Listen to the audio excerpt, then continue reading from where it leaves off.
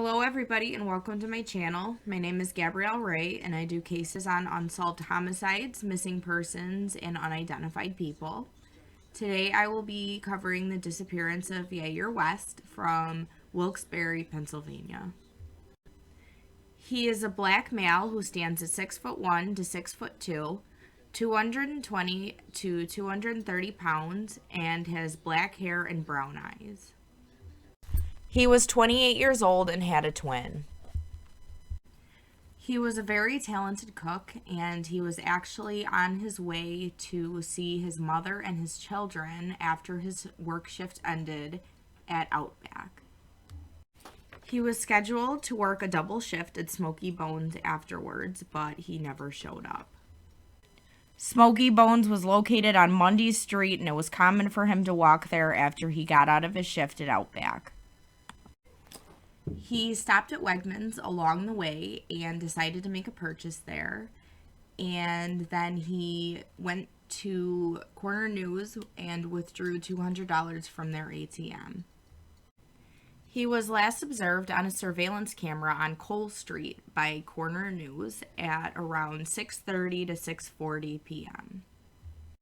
He left behind 2 kids, and his mother does not believe he would have left without telling anybody.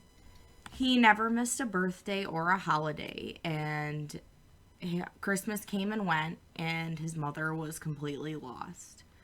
She said, "New Year's came and went, and my heart was breaking. Where is my son?" said Lisa Patterson.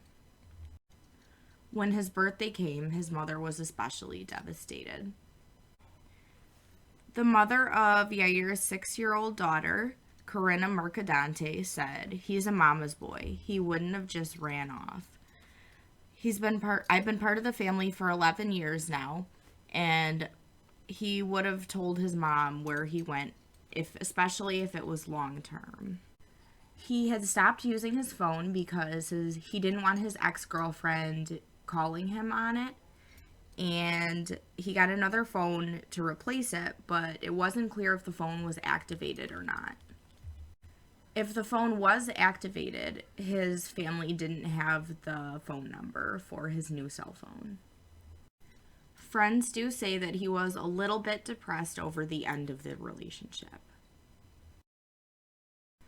While at work, Yiear complained about somebody bothering him. He was overheard on Outback's phone telling somebody to, quote unquote, "leave him alone. I don't associate with you. Stop harassing me." It was not clear who he was speaking to on the phone, but I feel as if if we knew who he was talking to, we could get a little bit of insight on what was really going on and possibly what happened to him. The mother of his children also did the legwork for the investigation, determining that he left at 4:30. He went to Wegmans. He made a purchase. He went to the newsstand, then to the ATM, and then he was gone. A tip came in reporting that night of his disappearance, somebody had jumped off of the Black Diamond Bridge that spans the Susquehanna River between Wilkes Barre and Kirby Park. Rescue teams from the city and Hanover Township investigated, but could not find anybody in the water. There was no information on any known hangouts or possible means of transportation that he could have taken that night. The family has searched, but it's tough to know where to look. He had no known enemies, and there was no indication that he could have gotten in any trouble. The police aren't releasing much except saying that this investigation is ongoing and that they look at the case pretty often. There were unconfirmed sightings of him in a car at Sherman Hills and in Hazleton. "All I want is my son, even if I have to take him to the Lord or take him to the hospital," says his mother. They need to find peace, and his 2 kids are wondering why their father isn't coming home, and absolutely nobody has any answers.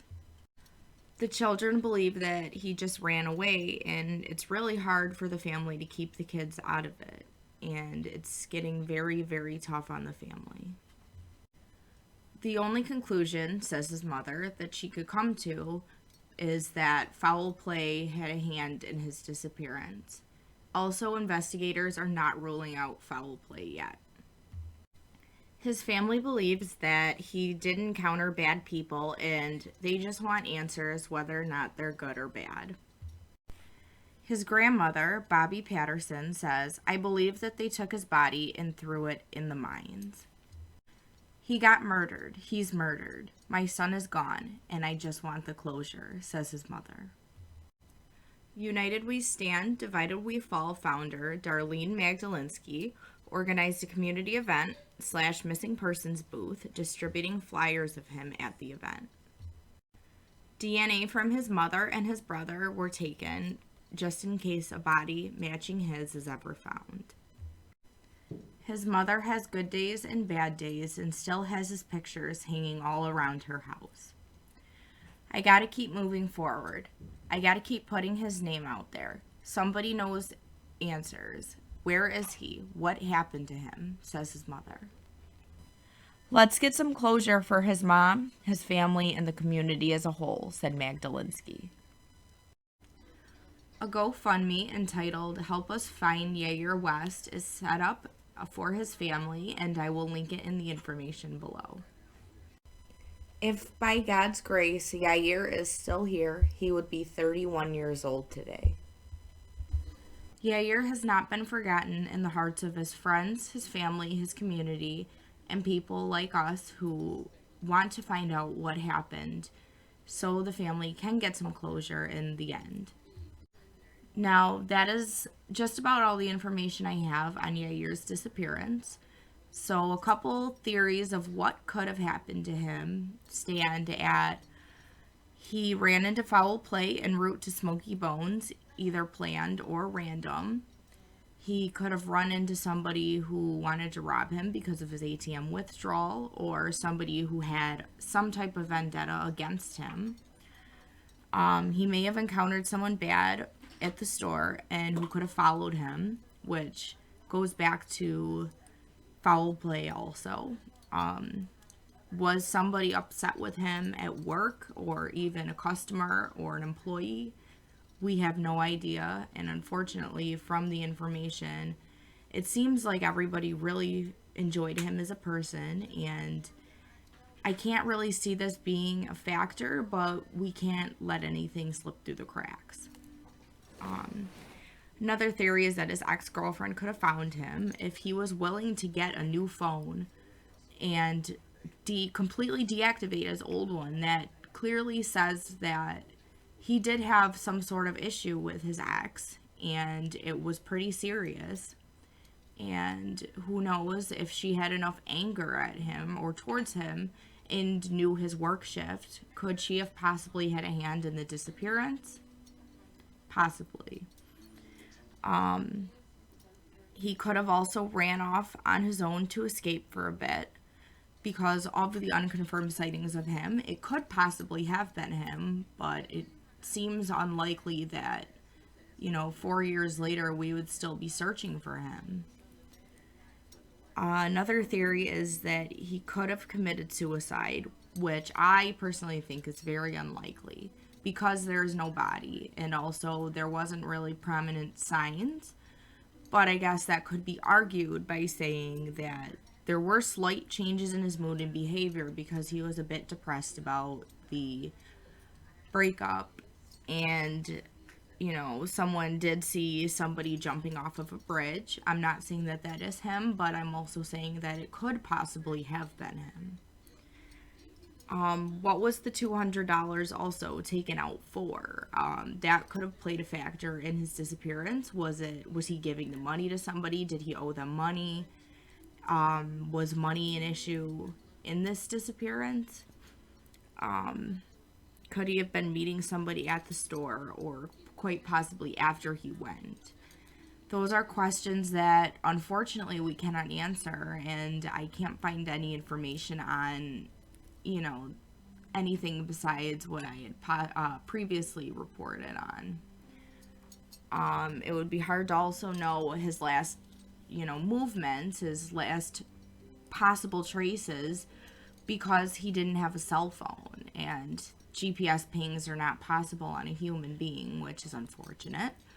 But we really do not know what happened after the surveillance caught him leaving the store at Corner News. We just do not know. The disappearance of Yiear West is still in the minds and the souls of many, including myself. If you or anybody you know has any information on this case, please contact the Wilkes Barre City Police Department at 570-208-4201. His name is case number is MP50375, and the agency case number for the police department is 160-270-761. What do you guys think happened to Yiear West? And if anybody knows, please do not hesitate to contact the police department. Once again, he is a black male who stands at 6'1" to 6'2". He is 220 to 230 pounds with black hair and brown eyes. Was last seen wearing a black pinstripe chef pants, black Crocs, black socks, a blue sweatshirt, and a black skull cap. He has a goatee and a scar under his right eye. He has burn marks on his left and right forearms from working as a grill cook and had shoulder-length dreadlocks at the time of his disappearance. Thank you so much for watching this video, and I hope you guys tune into the next one. Have a good night.